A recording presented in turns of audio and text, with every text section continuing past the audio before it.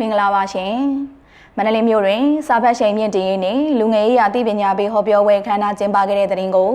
မန္တလေးမြို့တော်စေမင်းသားရေးကော်မတီသတင်းရုပ်သံထုတ်ပြန်ရေး MDY Press မှတင်ဆက်ပေးမှာဖြစ်ပါတယ်မန္တလေးတိုင်းဒေသကြီးမဟာအောင်မြင်မြို့နယ်အမှတ်နှစ်အခြေခံပညာအလယ်တန်းကျောင်းခွဲတွင်စာဖတ်ရှင်မြင့်တည်ရေးနှင့်လူငယ်ရေးရာသိပညာပေးဟောပြောပွဲကို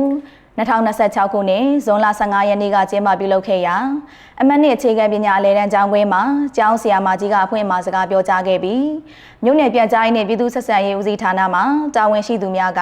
စာဖတ်ရှင်မြင့်တည်ရေးနှင့်လူငယ်ရေးရာသိပညာပေးဟောပြောပွဲကျင်းပပြုလုပ်ရခြင်းရဲ့ရည်ရွယ်ချက်များဖြစ်တဲ့လူငယ်များအနေနဲ့စာအုပ်စာဆောင်များကိုအမြဲလေးလာဖတ်ရှုစေလိုကြောင်းစာပေကိုအမြဲလေးလာဖတ်ရှုနေမှသာအမှားမှန်ဝေဖန်ပိုင်းခြားနိုင်မည်ဖြစ်ကြောင်းကျောင်းစာများအပြင်ပြင်ပဗဟုသုတများကိုလည်းရှာဖွေလေးလာမှတ်သားစေလိုကြောင်းလူငယ်များအတွက်ပညာရဲ့တန်ဖိုးနဲ့စာဖတ်ခြင်းရဲ့အကျိုးကျေးဇူးများအကြောင်းစားတဲ့အကြောင်းအရာများကိုရှင်းလင်းပြောကြားကာကလေးလူသမားပပျောက်ရေးဆိုင်ရာအသိပညာပေးလက်ကမ်းစာဆောင်များကိုဖြန့်ဝေပေးခဲ့ပြီးနေရာကစာဆောင်များနဲ့သုတရတာစာအုပ်စာဆောင်များကိုကျောင်းသားကျောင်းသူများကစိတ်ပါဝင်စားစွာလေ့လာကြည့်ရှုခဲ့ကြောင်းသိရပါတယ်ရှင်